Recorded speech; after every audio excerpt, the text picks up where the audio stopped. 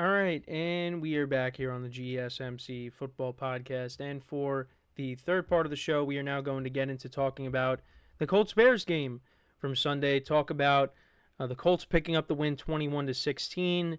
Get into the quarterback performances from that game, so let's get into it. So, both quarterbacks have been struggling. Anthony Richardson did get off to a good start against the Texans. He played really well in that game, even though he only completed 9 passes. But, he did a lot with those 9 passes. But he hasn't been great these last 2 games. He's turning the ball over.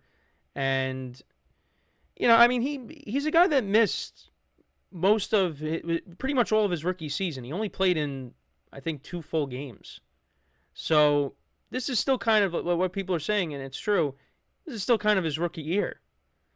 So, but he'll do things like he'll complete this long pass to Alec Pierce. He'll set the Colts up to score a touchdown, but then he'll throw a bad red zone interception, which is what he did. So he's been a mixed bag, but the talent is there, and he's going to figure it out. And I do believe the same thing with Caleb Williams, because he did look better, completed some nice passes, was able to, get his first touchdown pass, and that was to Rome Odunze. And it's kind of funny because, that was Rome Odunze's first touchdown, so it's like, what do you do with the ball? Okay, I think Caleb Williams wanted the ball, but maybe you cut the ball in half. You let the receiver keep one, and you keep the other. But there were some positives, even with the Bears losing, but sorry, I had to hold back a sneeze. But again, it always happens at least once during the show. It's so annoying. But anyways, there were some positives to take away from this game. However, when I was reading up on the game, I was reading an article from Pro Football Talk, and coaching was the topic of discussion in that article when it comes to the Bears. Because the Bears had Caleb Williams throw the ball 52 times. And the Colts are a defense that is susceptible against the run. Now, the Bears, they did run the ball 28 times, and they only got 63 yards out of it. So it's not like they didn't try to attempt to establish the run. But the Colts were also missing DeForest Buckner in this game. And the Bears were really only able to get 63 yards on the ground. They should be able to get more. And that didn't happen. So we'll go through the game summary really quick. So the Bears, they actually put together a nice drive. They got into field goal range for Cairo Santos, who's been good this year. But he missed a 56-yarder. Colts punted, Bears punted, Colts punted again, Bears punted. We go to the second quarter, and this is what I was talking about. Anthony Richardson on 3rd and 10 from the Bears 48. He hits Alec Pierce for a 44-yard pass play. Then from the Bears 3, he throws an interception. But then Caleb Williams throws an interception. First, he hits Rome Odunze for 47 yards. Then he got a 6-yard gain with Khalil Herbert running the football, but then he throws an interception.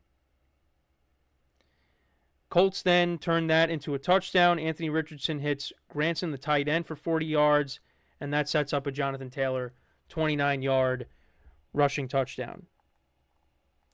After that, the Bears, they turned it over on downs. I think this is the play that everybody's talking about. So it was 3rd and goal. Well, it was 1st and goal from the Colts 4. They run the ball with Khalil Herbert. He gains 2 yards on the play. Then 2nd and goal. Gain another yard with Herbert. You're down to the Colts 1. They run it again. Herbert doesn't score. He gets stuffed. And then they run this option play with DeAndre Swift, and he loses 12 yards. And this is on 4th and goal. And Bears got criticized for that call. Then the Colts punted. And then actually, before the half, so Caleb Williams throws a Hail Mary on 4th and 2 from the Colts 45. It gets batted up. D.J.Moore catches it off the rebound, but he's just short. He gets tackled at the Colts 1. So that could have tied the game. But it didn't. So then we go to the third quarter, and Anthony Richardson right away to open up the second half throws another interception. This pass was intended for Michael Pittman. It was intercepted by Jalen Johnson.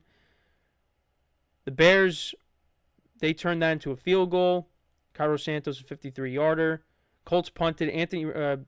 Caleb Williams threw another interception, trying to hit Rome Odunze. Colts turned it over on downs. Bears punted. Colts then got a touchdown. And this was a Trey Sermon touchdown, a 1-yard touchdown. This drive was 9 plays, 80 yards, 5.5 minutes of time of possession. Then the Bears answered with a touchdown. This was Caleb Williams' first touchdown in the NFL. It was a 1-yard pass play to Rome Odunze. So that made it 14-9. And they went for 2 and didn't get it. Then the Colts punted. The Bears fumbled. Caleb Williams got sacked by Laiatu Latu, the Colts' first-round draft choice. And he recovered the fumble.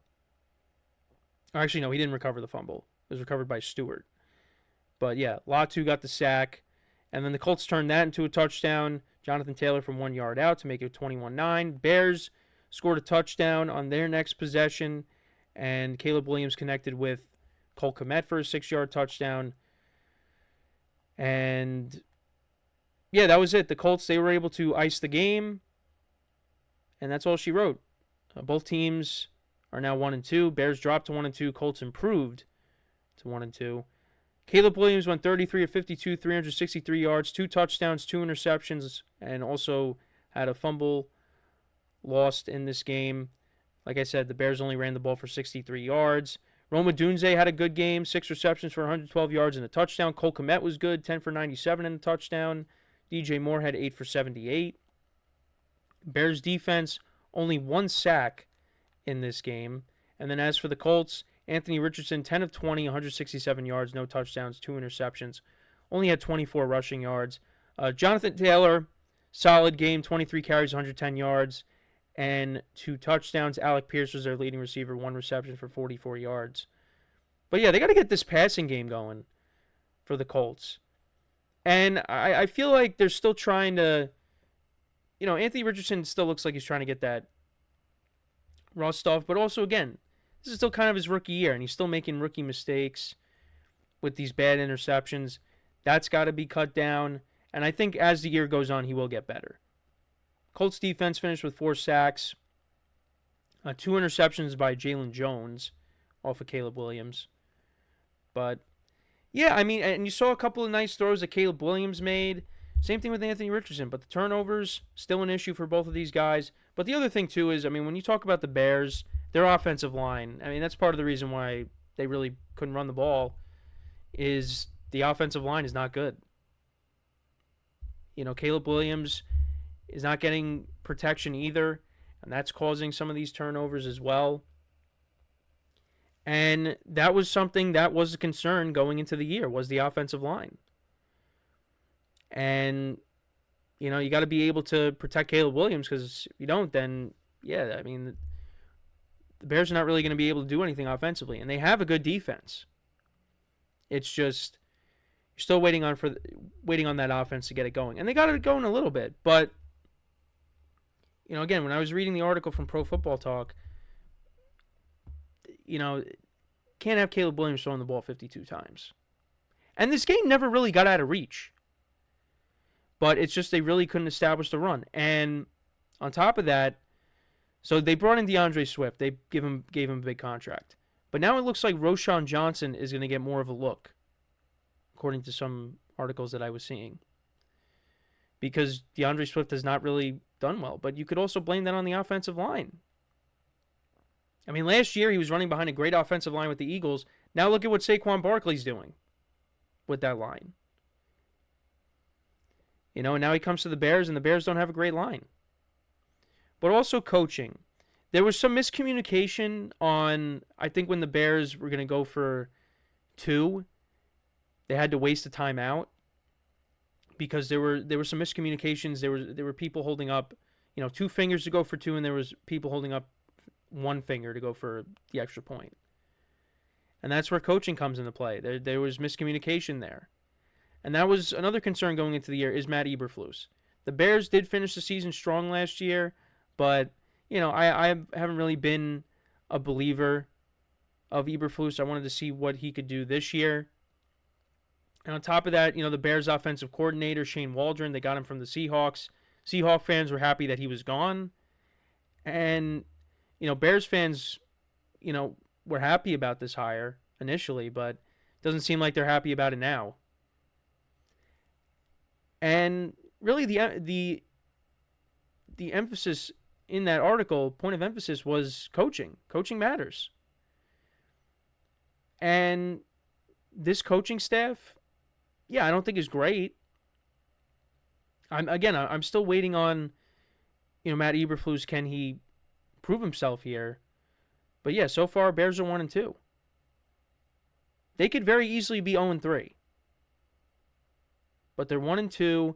And again, Caleb Williams got it going a little bit in this game.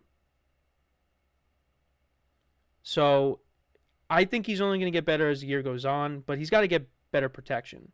And the coaching staff has to be on the same page. Because the other thing that was talked about in the article is you look around the league, and I've talked about it too, look at some of these other quarterbacks. You see Sam Darnold with the Vikings, what he's doing. Baker Mayfield with the Buccaneers. I know against the Broncos that was bad, but still, made the playoffs last year. Geno Smith with the Seahawks after being a backup for most of his career from the beginning of the year, or the beginning of his career when he was the starting quarterback of the Jets. Coaching does matter. And,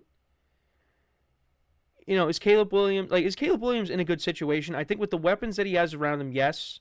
The offensive line is a problem, but you're backed by a good defense. But the coaching staff has really got to show me something. They got to turn this around. And I think once you get better protection around Caleb Williams, then, and also get Keenan Allen back too. That'll definitely help.